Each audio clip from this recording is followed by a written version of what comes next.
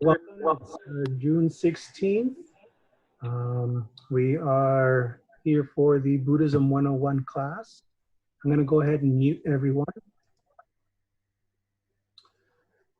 So welcome and thank you for coming today. Today we're going to talk about about pain. The way I usually, there's a phrase I use a lot, and I don't know if I've used it much here at this temple. I used to use it a lot in the previous temple, and it kind of encapsulates what we're going to talk about today. And the phrase is, pain is inevitable, but suffering is optional. So pain is inevitable, but suffering is optional. I thought I was very clever in thinking that phrase up, and I was doing some research on it online and found that someone else already had a book with that same title. So it's kind of neat to see that the creative process in action, and how it's not just how the interconnectedness of all these ideas and things are, I'll cause these ideas to arise at different times. And so this individual, I think this individual who wrote the book, the author, I think she wrote the book maybe 4 or 5 years ago. So if you have time, look it up. I'm going to talk specifically about just basic ideas and some of the basic Buddhist teachings on that, because this is Buddhism 101. And so we're just going to cover those issues. But first, before that, we'll do some meditation. We'll do 10 minutes of breathing meditation. And during the breathing meditation, you want to focus on your breath. And there are 3 techniques you can use to assist you in that. One is to simply focus on the sensation of breathing, how it feels to breathe, where you feel the air when it goes in and out of your body. The second method is to simply count your breaths up to 10 and then start over again. And should you lose count, you start over with 1 again. And the third method is to use a gatha or a mantra, a phrase or a word, and just repeat it over and over again. The one we often recommend here is one that says, breathing in, I smile, I calm my mind. Breathing out, I smile. So breathing in, I calm my mind. Breathing out, I smile. And you have a little smile on your face as you're doing this. Inevitably, even if you become an expert meditator, you will have moments of distractions. You will have thoughts and emotions arise. And that is where the practice part of your meditation practice comes in. This is where you must practice catching yourself being distracted, practice refocusing your attention on your breath, and then practice maintaining the focus on the breath. Remember that this mindfulness exercise, this mindfulness meditation, the goal of it is not the calming of the mind, although that is a beautiful and wonderful side effect of it for many people. The goal of this mindfulness practice is to develop a skill, develop a mental skill that you can then use to better your life, to reduce suffering, to focus on what are the underlying motives that cause you suffering. And hopefully, with more mindfulness and with more practice, the mindfulness will bring you more clarity and more wisdom. After the meditation, we'll do a short Dharma talk. That's the one where I said I will talk about pain, emotional and physical. And then after that, we'll open it up for discussion. So go ahead and take a moment, get in a comfortable position. Get in a position you can stay in without moving, in a position you could stay in comfortably for the next 10 minutes. Not so comfortable that you fall asleep, but comfortable enough that it's not a distraction.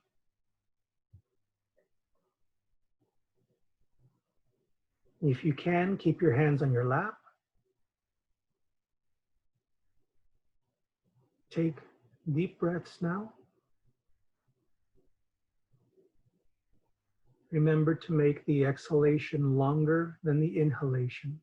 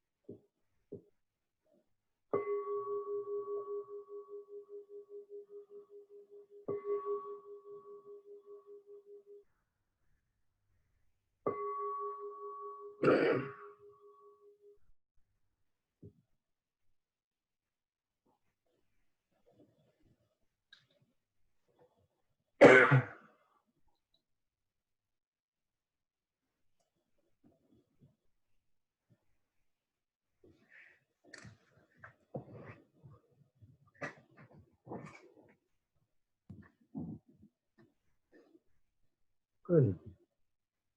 So thank you all for joining me tonight. It's always great to have Tuesday night to look forward to. So pain is inevitable, but suffering is optional. Like I do often, I'm going to start first with some of the science that supports the Buddhist teaching, and then I'm going to end with the Buddhist teachings. When we look at the science of pain, pain is a warning system for the body, and it allows us, or it tells us that we are in potential danger or that some damage has been done. And it's interesting, it doesn't have to be just physical pain. Emotional pain, or very intense emotions, can also register in the pain centers of our brain. And even the rejection. So when you have a crush on someone in high school and you asked them out on a date and they said no, or when someone unfriends you on Facebook or on social media, or when someone makes fun of you that you felt like was someone that you admired or liked. That form of rejection also registers in the pain center. So it literally hurts. But the pain center is made up primarily of two things. One are the pain nerves. So there are specific nerves in our body that are dedicated to pain. And then you have the pain center in our brain, which is located in the primitive brain. So this is a structure in animals that has been around for a very long time. But suffering occurs in the outer brain, the higher brain, the cognitive part of our brain. Suffering requires our thinking and interpretation of the pain. So while we have no control or very little control over the pain, we're going to suffer pain. We suffer small pains almost every day. And as I'm finding, as I get older, I have pains every morning when I wake up. It's just part of the body. It's just part of being human to have pain every day. But the suffering is optional. You have a lot more influence on how much you suffer.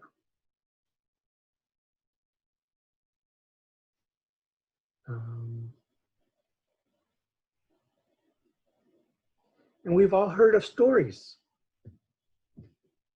to sort of support this. We've heard stories of soldiers or mothers or fathers, injured or wounded, who despite having really horrible wounds, continue to act, continue to help, continue to do other things despite suffering a wound that would have stopped most people. And even you yourself, if you look at your history, or if you have children, you see this as well. This is when I really noticed it. We have to teach, or we go through a process of teaching our children, or somewhere along the line we were taught, that there are certain pains that you kind of deal with, or you ignore, or you rub, and that's it, and you move on. When you're a little child, every little pain is something to cry about. Every little pain is something to whine about. Every little pain is something to complain about because it's new. Your body doesn't know, what is this sensation? But as a child grows older and older, we teach them to walk it off. We teach them to only come crying to me if you're bleeding. We see here those types of phrasing. And what we're trying to teach our children is that there's a certain amount of pain that you simply put up with. It's not dangerous. It's not going to do you permanent harm. And so you check it. If it's going to be okay, it's okay, and you move on. And in a sense, we're kind of taught like that indirectly for emotional pain as well. And so that first heartbreak for many people is the worst heartbreak. But then after that, we kind of learn, and the second breakup or the third breakup is not as tough as that first one. So we kind of, the same process, we learn that although it hurts, we suffer less. So those are examples of how, despite feeling pain, emotional or physical, how we think about it determines how much we suffer.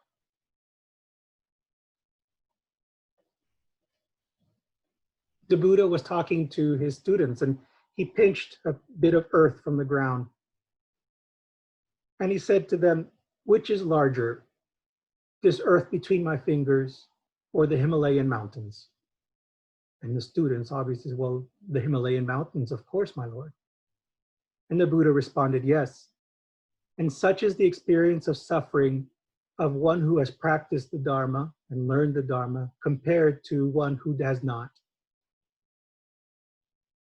The Buddha went on to continue the story, saying what the main difference between the practitioner and the non-practitioner is ignorance. Ignorance of the Dharma, ignorance of underlying motives, ignorance. He then said to the students, imagine a man gets struck by an arrow. He suffers, he feels the pain. But imagine a second arrow strikes at the same spot. The pain and the suffering he experiences is double. That is more than double of the first arrow. And if a third arrow strikes the same spot, the pain is 1,000 times worse. He then went on to say to his students, that first arrow is simply pain, but the second and third arrow are ignorance. And ignorance serves to amplify pain, serves to amplify the suffering.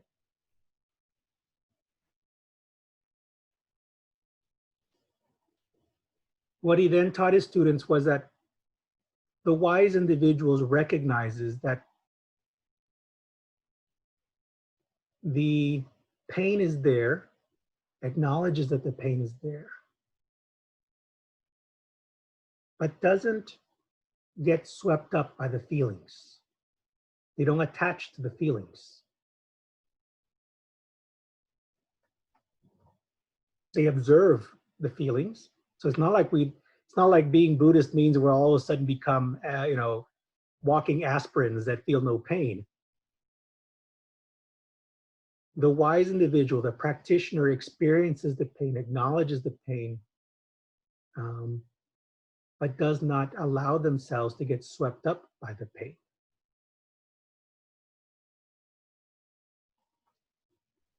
They know they are more than their feelings. I'll repeat that again. The practitioner recognizes that they are more than their feelings. And if I can go back to the science, we know that pain, that feelings of pain, that suffering, and the sensation of self all occur in different parts of the brain. We experience it as one thing. But when you watch the brain and what it does, there is a sequence to how this experience unfolds. And we can intervene at the point of how we interpret pain.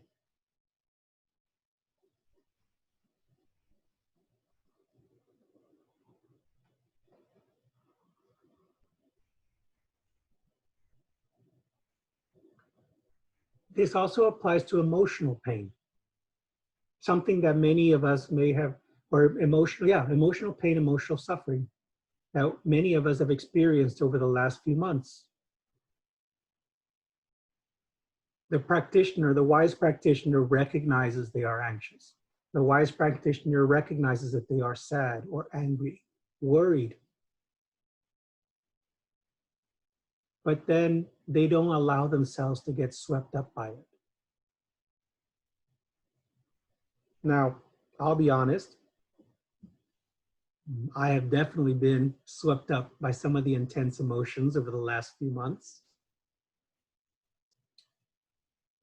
But what I have recognized and why I feel I have faith in these teachings is that I see that I recover much quicker than I used to. And so while the stories I gave today and the stories that Buddha gives us the extreme of the non-practitioner who amplifies the pain and the wise practitioner who just recognizes it and doesn't get swept up by it, it's not just a one or the other. There's a huge gradient in between. And as you practice more and more, as you continue to practice your meditation, as you continue to learn more about the Dharma, about your psychology, about your underlying motives, the pain and the suffering become separate. The suffering becomes more manageable. The suffering becomes diminished. I find I do not ruminate as long as I used to. I find that I very quickly say, I'm angry. And right now I need to get away from this situation. In fact, my children have learned, rather than me screaming at them, I say, you're making me angry. And automatically, whoop, that's enough for them to know that they need to hurry up, do what I ask them to do. Or if I'm very angry, they know to leave me alone. And they say, and they see me just step away and take time to just be with the anger, recognize I'm angry, know why I'm angry, acknowledge what are the underlying desires, because remember, that's the second noble truth, that the suffering is caused by our desires. So what is the underlying desire? What is it that I wanted to happen that didn't happen? How am I causing my own suffering here?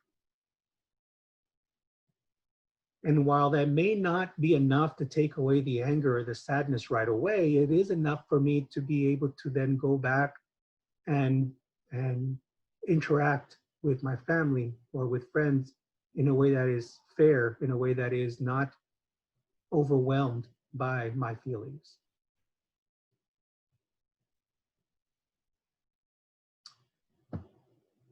I'll leave it there. And the goal here today was just sort of to have you think about how pain and suffering are separate. They're not the same thing. And I'll leave it up.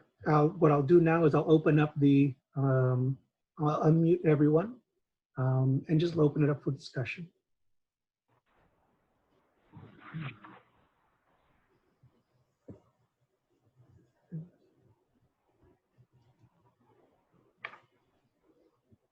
Anyone who wants to come in or chime in, go right ahead.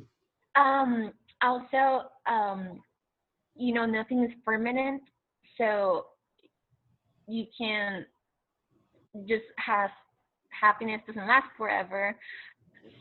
It's the same with suffering. So understanding that might help a little bit. There's a lot of like children's books for Buddhism in the library, and I had, now that you said sitting with your anger, I read Anne's A-N-H anger, and it's about that, like his grandpa sent his grandkid to the room to sit with his anger, and the longer he sat with it, the smaller it got. So, and the same with sadness or whatever.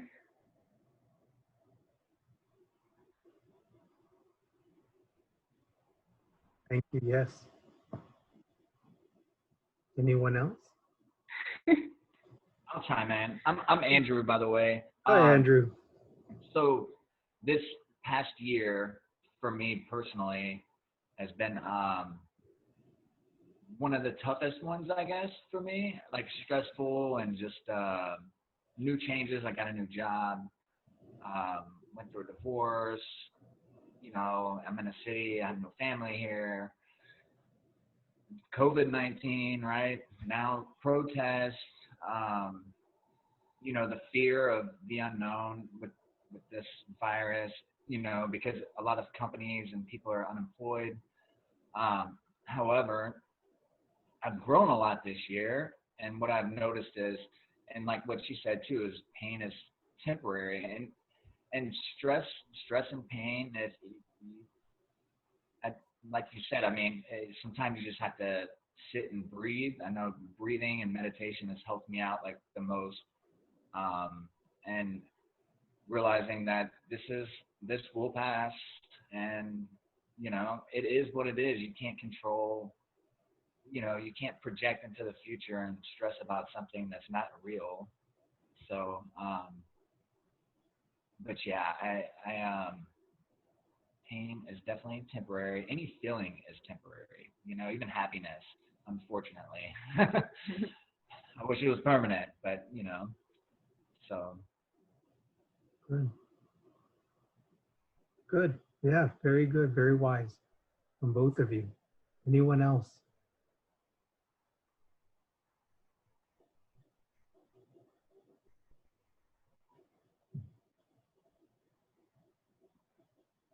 Also, I know I cannot say this almost every time, but most times, if not all times, your feelings are a product of your thoughts.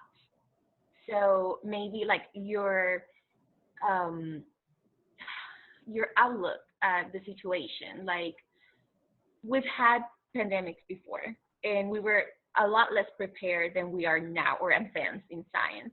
So we'll get through it, or I mean, we can't do nothing. Getting sad or anxious is not going to change the outcome. So, you know. Right. It is interesting. So many of us were taught that thinking and emotions and the body are separate. But right now there's a movement in psychology where emotions are being thought of as another form of thinking. It's just a very efficient, quick way of thinking. It's a very quick way of processing the environment around us while our higher brain catches up. I've heard that as well. Mm-hmm. So sometimes the emotions come before the thinking, and then the thinking amplifies the emotion. So they feed off each other. Sometimes the emotions are already there, suppressed or pushed down, and something triggers them or allows them to be released. So if you're stressed all day at work and you've had to be polite to people that you think are, you know, not deserving of that, but you've had to do it, and then you get home with people you are closer to who you feel safer with, then you're more likely to lash out there. You know, that happens a lot. And so those emotions were there already, but there was something that triggered the expression of them. And like you mentioned, just sitting and sometimes just being curious about the emotions. Why are you here? You know, why? I started doing that with feelings of depression, and so I'll have moments like that. And I have heard the phrase of befriending your depression. I didn't quite understand it because I don't want to befriend my depression. But then it's starting to click where that's part of who I am. And so when I don't want it, I am being averse and I'm pushing away a part of who I am. And that can be the same for any other emotion. If you're someone who is more anxious, if you're a person who has ADHD, if you're a person who um, uh, tends to be more angry or quick to anger, those are part of you. And so when you push it away and don't want it to be that way, it's not as helpful. But acknowledging that that's who you are, not that who you are, that's part of you, gives it less it's amplified less. It's not as overwhelming.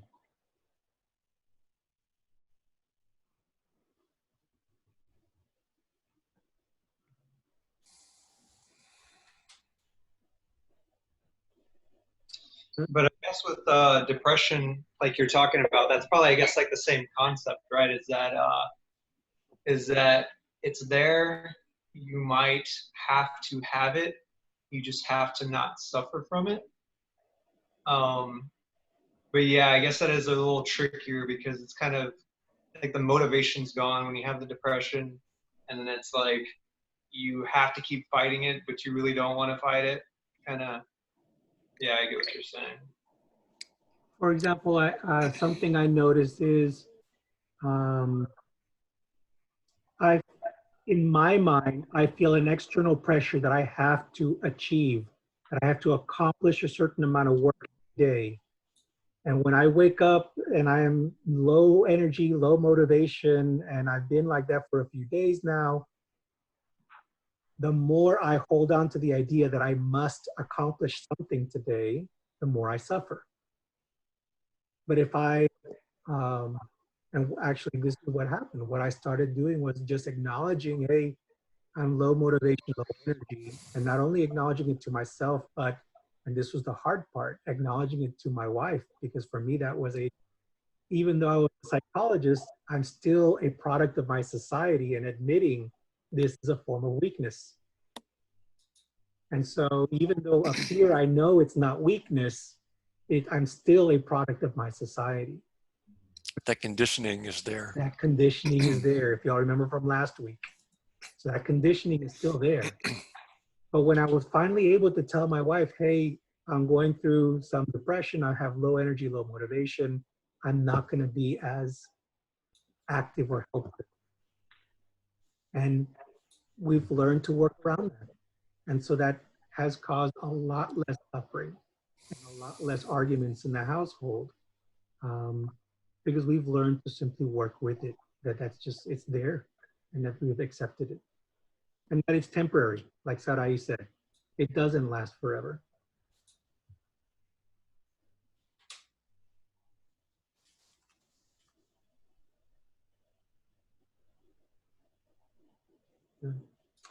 Do want to mention one more thing regarding anger.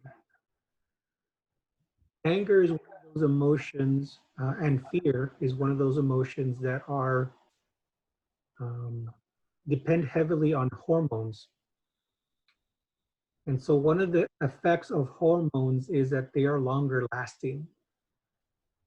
And as a result, it's very difficult to simply shut off anger or shut off fear. You can maybe experience a different emotion and different intense emotion. So you can be very angry and then all of a sudden something funny happens and you laugh, and that helps with that. But it takes the body a while to sort of reabsorb or burn up the hormones for anger and fear once they are released. Hence the importance of giving yourself time, of giving yourself space, of giving other people who are saying that they're angry or sad or fearful some space as well. And not chasing after them right away and saying, what's wrong, talk to me, why aren't you talking to me? Sometimes you just need to give that individual some space and time for those hormones to calm down, to be reabsorbed in the body, and then they can be approached.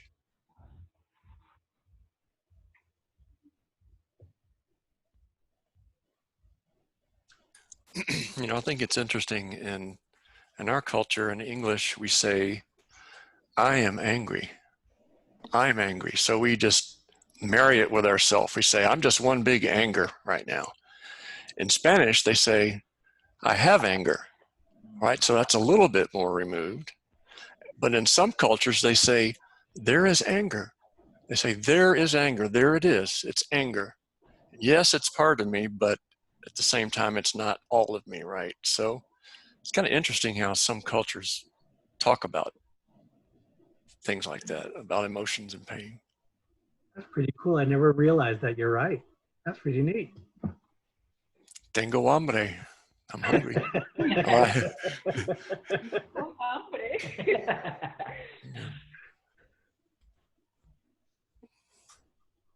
Anyone else? All right. So remember, pain is inevitable, but suffering is optional. It's temporary. And if you take the time to sit with it, to accept that it's with you, that you have it, not that you are, as Leon very wisely pointed out, not that you are the emotion, that you are more than that emotion. When you can sit with it, when you can find out what are the underlying desires or the motives, when you can be okay with it and just acknowledge that it's there and not amplify it, it's much easier to be a rock in stormy waters. It's much easier to be that person of peace and stability in situations of chaos. It's a lot easier to be the person who can think and act accordingly while others are freezing up or running away in fear.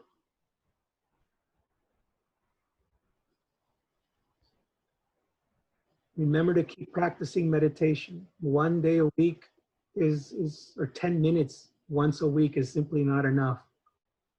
If you want to enjoy these benefits, this is something you should practice, regularly, and find an easy way to get it started. So if all you can do is just 1 minute every day, then that's where you start. Don't pressure yourself to have to do 15, 20, or an hour of meditation every day. The most important part is just getting the regular practice started. If you do 1 minute every day for 2 weeks, that will be much more beneficial than 1 or 2 times the 30-minute meditation in those same 2 weeks. Once you establish the routine and your body gets used to it, it's much easier then to ratchet up the time to 2 minutes if you have to. Or if the only time you can find time to do meditation is when you're in the bathroom and you can lock the door, then do that and just spend an extra minute in meditation. It may not be the most nice smelling place, the most fragrant of places, but you can still be mindful in that moment. Good. Next week we will not be meeting, and then so we will meet in 2 weeks, which will then be June 30th. So June 30th will be our next meeting. 2 weeks. So that gives you 2 weeks to do that 1 minute meditation every day and get started on that regular practice. And then we'll meet. And if you have any ideas on topics that would be nice to have a Dharma talk on, just shoot me an email or let me know. Put it on the Facebook page if you're on there. Otherwise, I'll probably continue watching the news and wait to be inspired as to what will be the next Dharma talk. Thank y'all very much for coming. Have a great evening. Thank you, Alex. Bye, everybody. Thank you so much. Good Bye. night. Thank you.